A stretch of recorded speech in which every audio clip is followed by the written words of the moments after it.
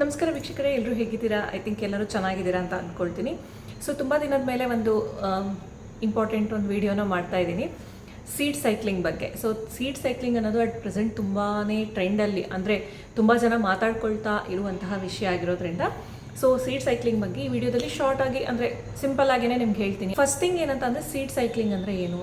Seed ಅಂತಂದರೆ ಬೀಜಗಳು, so cycling ಅಂತ ಅಂದರೆ ಸೈಕಲ್ ರೀತಿಯಲ್ಲಿ ನಾವು ಅದನ್ನು ಕನ್ಸ್ಯೂಮ್ ಮಾಡುವಂಥದ್ದು. ಸೊ ಈ ಸೀಡ್ ಸೈಕ್ಲಿಂಗ್ನಲ್ಲಿ ಮೇಯ್ನ್ಲಿ ಏನಾಗುತ್ತೆ ಅಂತಂದರೆ ನಿಮಗೆ 4 ರೀತಿಯ ಸೀಡ್ಸನ್ನು ನಾವು ಕನ್ಸ್ಯೂಮ್ ಮಾಡಬೇಕಾಗುತ್ತೆ. 4 ರೀತಿಯ ಸೀಡ್ಸ್ನ ನಾವು ತಗೋಬೇಕಾಗತ್ತೆ. ಈ 4 ರೀತಿಯ ಸೀಡ್ಸ್ಗಳು ಯಾವುದು ಹಾಗಾದರೆ, ಅಂದರೆ ಯಾವುದನ್ನು ಯಾವ ಟೈಮಲ್ಲಿ ತಗೋಬೇಕು, ಯಾವುದನ್ನು ಯಾವಾಗ ತಗೋಬಾರ್ದು ಅನ್ನೋದನ್ನ ನಾನು ಈ ವಿಡಿಯೋದಲ್ಲಿ ಹೇಳ್ತೀನಿ. ಫಸ್ಟು 4 ರೀತಿಯ ಸೀಡ್ಸ್ ಯಾವುದಂತ ಅಂದರೆ ಫ್ಲ್ಯಾಕ್ಸ್ ಸೀಡ್ಸ್ ಒಂದು, ಪಂಪ್ಕಿನ್ ಸೀಡ್ಸು, ಸನ್ಫ್ಲವರ್ ಸೀಡ್ಸು, ಹಾಗೆಯೇ ಸೆಸಮೆ ಸೀಡ್ಸ್ ಅಂತ ಅಂದರೆ ಬಿಳಿ ಎಳ್ಳು. ಸೊ ಇದಿಷ್ಟು 4 ಸೀಡ್ಸ್ಗಳನ್ನು ಈ ಸೀಡ್ ಸೈಕ್ಲಿಂಗ್ನಲ್ಲಿ ತಗೊಳ್ಳೋ ಅಂಥದ್ದು. ಸೊ ಫಸ್ಟು 14 ಡೇಸ್ ಏನಿದೆ, 1 to 14 ಡೇಸ್ ಅಂದರೆ ಫಸ್ಟ್ ಡೇ ಬಂದುಬಿಟ್ಟು ನೀವು ಪೀರಿಯಡ್ಸ್ ಆದಂತಹ ದಿನ, ನೀವು ಯಾವಾಗ ಮುಟ್ಟಾಗ್ತೀರಾ ಆ ದಿನದ ಫಸ್ಟ್ ಡೇಯಿಂದ 14th ಡೇ ಅಂತಂದರೆ 14ನೇ ದಿನ, ಅಲ್ಲಿವರೆಗೂ ನೀವು 2 ರೀತಿಯ ಸೀಡ್ಸ್ನ ತೊಗೋಬೇಕಾಗುತ್ತೆ.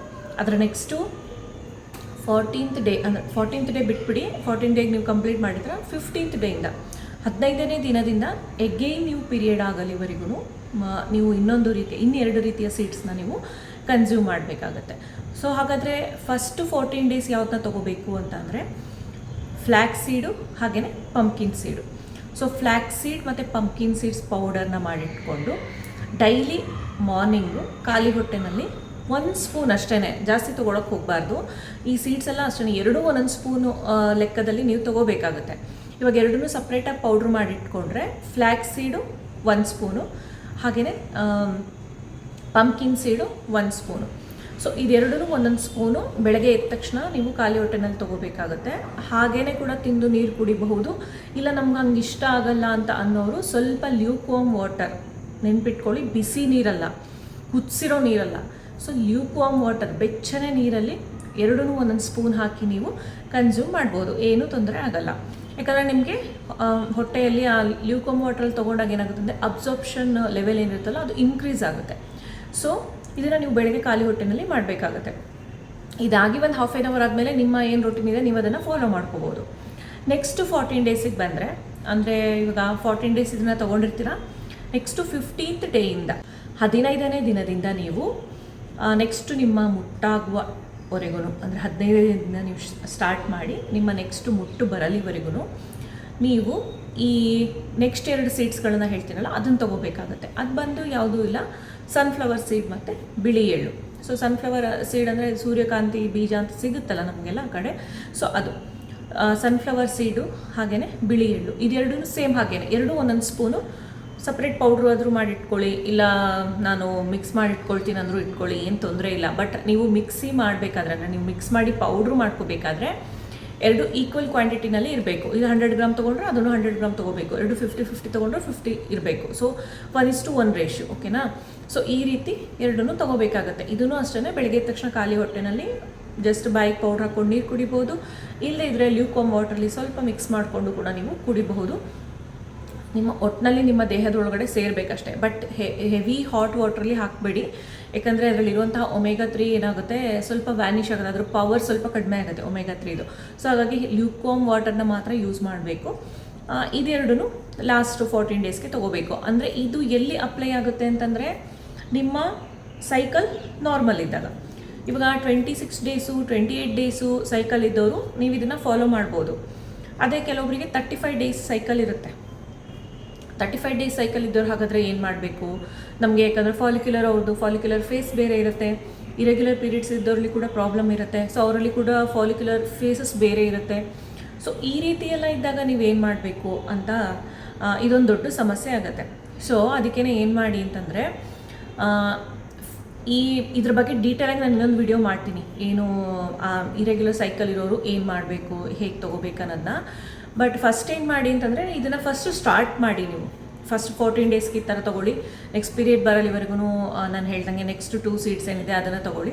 ಫಸ್ಟ್ ಸ್ಟೇಜಲ್ಲಿ ಇದನ್ನು ಸ್ಟಾರ್ಟ್ ಮಾಡಿ ಆಮೇಲೆ ಫಸ್ಟ್ ಸ್ಟೇಜಲ್ಲಿ ಸ್ಟಾರ್ಟ್ ಮಾಡಿ ನೋಡಿ if your period is regular. ಅಂದರೆ ಒಂದೇನು ಗೊತ್ತಾ, ಇದು ಮ್ಯಾಜಿಕ್ ಅಲ್ಲ, ಇಲ್ಲಿ ಯಾವುದೇ ರೀತಿಯಲ್ಲೂ ಮ್ಯಾಜಿಕ್ ಮಾಡಿ ಪಟ್ ಅಂತ ಆಗೋಗುತ್ತೆ, ಆ ರೀತಿ ಅಲ್ಲ ಇದು. ನೀವು ಕಂಟಿನ್ಯೂಸ್ ಆಗಿ ತೊಗೋಬೇಕಾಗುತ್ತೆ, ಕಂಟಿನ್ಯೂಸ್ ಆಗಿ ಇದನ್ನು ಫಾಲೋ ಮಾಡಬೇಕಾಗುತ್ತೆ. ಅಟ್ಲೀಸ್ಟ್ 3 ಮಂತ್ಸ್ ಬೇಕೇ ಬೇಕು. ನೀವು ಯಾವುದೇ ಮೆಡಿಸಿನ್ ಇರಲಿ, ಅದು ನಿಮ್ಮ ಬಾಡಿಗೆ ಸೆಟ್ ಆಗೋಕ್ಕೆ ಒಂದು 15 ಡೇಸು ಅಥವಾ 1 ಮಂತ್ ಬೇಕು.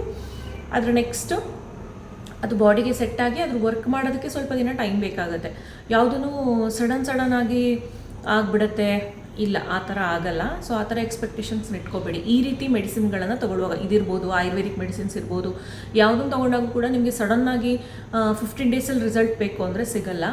ಅದೇ ನೀವು ಏನು ಅಲೋಪತಿಕ್ ಮೆಡಿಸಿನ್ಸ್ನ ಕೊಡ್ತಾರೆ ಹಾರ್ಮೋನಲ್ ಬ್ಯಾಲೆನ್ಸ್ ಆಗೋದಕ್ಕೆ, ಟ್ಯಾಬ್ಲೆಟ್ಸ್ಗಳು ಅದು ಇದು ತೊಗೊಂಡ್ರೆ ನಿಮ್ಮ ಹಾರ್ಮೋನ್ಸ್ ಸಡನ್ನಾಗಿ ಬ್ಯಾಲೆನ್ಸ್ ಆಗುತ್ತೆ. ಬಿಕಾಸ್ ಮೇಲಿಂದ ಅವ್ರು ನಿಮಗೆ ಹಾರ್ಮೋನ್ಸ್ನ ಇಂಡ್ಯೂಸ್ ಮಾಡ್ತಾರೆ, ನಿಮ್ಮ ಬಾಡಿ ಹಾರ್ಮೋನ್ಸ್ನ ಪ್ರೊಡ್ಯೂಸ್ ಮಾಡೋದನ್ನೇ ಮರ್ತು ಬಿಡುತ್ತೆ. ಸೊ ಆ ರೀತಿ ಕಂಡೀಷನ್ ಆಗುತ್ತೆ. ಬಟ್ ಈ ರೀತಿ ಆಯುರ್ವೇದಿಕ್ ಇರ್ಬೋದು, ಈ ರೀತಿ ಏನು ಸೀಡ್ ಸೈಕ್ಲಿಂಗ್ ಇದೆಲ್ಲ ವರ್ಕ್ ಆಗೋಕ್ಕೆ ತುಂಬ ಟೈಮ್ ತೊಗೊಳುತ್ತೆ. ಹಾಗಾದರೆ ಇದು ಯಾವ ರೀತಿಯಲ್ಲಿ ವರ್ಕ್ ಆಗುತ್ತೆ ಅಂತ ನೋಡೋಣ. ಅಂದರೆ ಎಲ್ಲೆಲ್ಲಿ ಇದು ಉಪಯೋಗ ಆಗುತ್ತೆ, ಏನು ಯೂಸ್ ಆಗುತ್ತೆ ಅನ್ನೋದು ನೋಡೋಣ. ಇದು ಮೇನ್ ಏನಂತ ಅಂದರೆ ಆ್ಯಂಡ್ರೋಜನ್ಸ್ ಲೆವೆಲ್. ಆ್ಯಂಡ್ರೋಜನ್ಸ್ ಅಂದರೆ ನಂಗೆ ತುಂಬ ಜನ ಕಮೆಂಟ್ ಮಾಡ್ತೀರಾ ಫೇಶಿಯಲ್ ಹೇರ್ ಪ್ರಾಬ್ಲಮ್ಮು ಅದು ಇದು ಅಂತ ಹೇಳಿ. ಸೊ ಫೇಶಿಯಲ್ ಹೇರ್ ಪ್ರಾಬ್ಲಮ್ ಬರೋದೇ ಆ್ಯಂಡ್ರೋಜನ್ಸ್ ಅಂದರೆ ನಮ್ಮ ಬಾಡಿನಲ್ಲಿ ಟೆಸ್ಟೋಸ್ಟಿರೋನ್ ಹಾರ್ಮೋನ್ ಜಾಸ್ತಿ ಆದಾಗ. ಟೆಸ್ಟೋಸ್ಟಿರೋನ್ ಹಾರ್ಮೋನ್ ಅನ್ನೋದು ನಮ್ಮ ಬಾಡಿನಲ್ಲಿ ಇರುತ್ತೆ, ಬಟ್ ಅದು ಜಾಸ್ತಿ ಆಗಬಾರ್ದು. ಗಂಡಸರಲ್ಲೂ ಇರುತ್ತೆ, ಹೆಂಗಸರಲ್ಲೂ ಇರುತ್ತೆ ಟೆಸ್ಟೋಸ್ಟಿರೋನ್ ಹಾರ್ಮೋನ್. ಬಟ್ ಅದ್ರ ಪಾಡಿಗೆ ಅದು ಸೈಲೆಂಟಾಗಿರುತ್ತೆ. ಅದು ಏನು ಹೇಳ್ತಾರಲ್ಲ, ಒಂದು ಮುಚ್ಚಿದ ಲೇಯರ್ನಲ್ಲಿ ಇದ್ದಂಗೆ ಇರುತ್ತೆ. ಬಟ್ ನಮ್ಮ ಫುಡ್ ಹ್ಯಾಬಿಟ್ಸಿಂದ ಇರ್ಬೋದು, PCOD ರೀಸನ್ಗಳಿಂದ ಏನಾಗುತ್ತೆ, ಆ ಆ್ಯಂಡ್ರೋಜನ್ಸ್ ಟೆಸ್ಟೋಸ್ಟಿರೋನ್ ಹಾರ್ಮೋನ್ಸ್ ಎಲ್ಲ ನಮ್ಮ ಬಾಡಿನಲ್ಲಿ ಜಾಸ್ತಿ ಆಗುತ್ತೆ. ಮೆಥಡ್ನ ನೀವು ಫಾಲೋ ಮಾಡ್ಬೋದು. PCOD PCOS ಅಲ್ಲಿ ಏನಾಗುತ್ತೆ, ಇರೆಗ್ಯುಲರ್ ಸೈಕಲ್ ಇರುತ್ತೆ. ಕೆಲವೊಬ್ಬರಲ್ಲಿ ಇರೆಗ್ಯುಲರ್ ಸೈಕಲ್ ಇರಲ್ಲ, ಆ್ಯಂಡ್ ಕೆಲವೊಬ್ರಿಗೆ ನಾರ್ಮಲ್ ಸೈಕಲ್ಸ್ ಇರುತ್ತೆ. ಇರೆಗ್ಯುಲರ್ ಸೈಕಲ್ ಇದ್ರೂ ಕೂಡ ನೀವು ಇದನ್ನೇ ಹೀಗೇ ಟ್ರೈ ಮಾಡಿ ಸ್ವಲ್ಪ ದಿನ ಆದಮೇಲೆ ನಿಮ್ಮ ಸೈಕಲ್ ನಾರ್ಮಲ್ ಆಗ್ತಿದೆ ಅನ್ನೋದು ಅಬ್ಸರ್ವ್ ಮಾಡಿಕೊಂಡು ನೆಕ್ಸ್ಟು ಬೇರೆ ರೀತಿಯ ಮೆಥಡ್ಗಳನ್ನು ನೀವು ಮಾಡ್ಕೋಬೋದು. ಬಟ್ ಇನ್ ಕೇಸ್ ಅಮೌನಲ್ಲಿ ಎಲ್ಲದೂ ನಾರ್ಮಲ್ ಇರುತ್ತೆ, ಓವ್ಯುಲೇಷನ್ ಆಗ್ತಾ ಇಲ್ಲ. ಸೊ ಓವ್ಯುಲೇಷನ್ ಯಾರಲ್ಲಿ ಆಗೋದಿಲ್ಲ ಅವರು ಕೂಡ ಸೀಡ್ ಸೈಕ್ಲಿಂಗ್ನ ಫಾಲೋ ಮಾಡ್ಬೋದು. ಯಾವುದೇ ರೀತಿಯಲ್ಲ ಇದರಿಂದ ಸೈಡ್ ಎಫೆಕ್ಟ್ ಆ ಥರ ಏನೂ ಇಲ್ಲ. ಬಟ್ ಹೆವಿ ಕ್ವಾಂಟಿಟಿನಲ್ಲಿ ಇದು ಯಾವುದನ್ನು ನೀವು ತೊಗೋಬಾರ್ದು. ಓನ್ಲಿ 1 ಸ್ಪೂನ್, ನಾನೇನು ಹೇಳಿದ್ದೀನಿ 1 ಸ್ಪೂನ್ ಅದು 1 ಸ್ಪೂನ್ ಇದು ಅಷ್ಟೇ ತೊಗೋಬೇಕು. ಹೆವಿ ಕ್ವಾಂಟಿಟಿನಲ್ಲಿ ನೀವು ಯಾವುದನ್ನು ಇದನ್ನು ಕನ್ಸ್ಯೂಮ್ ಮಾಡೋಕ್ಕೆ ಹೋಗಬಾರ್ದು. ಸೊ ಇದಿಷ್ಟು ಸೀಡ್ ಸೈಕ್ಲಿಂಗ್ ಬಗ್ಗೆ ಆಯಿತು. ಇದ್ರ ಬಗ್ಗೆ ಇನ್ನೂ ಏನಾದರೂ ಡೌಟ್ಸ್ ಇದ್ದರೆ ನನಗೆ ಕಮೆಂಟ್ ಬಾಕ್ಸಲ್ಲಿ ತಿಳಿಸ್ಕೊಡಿ.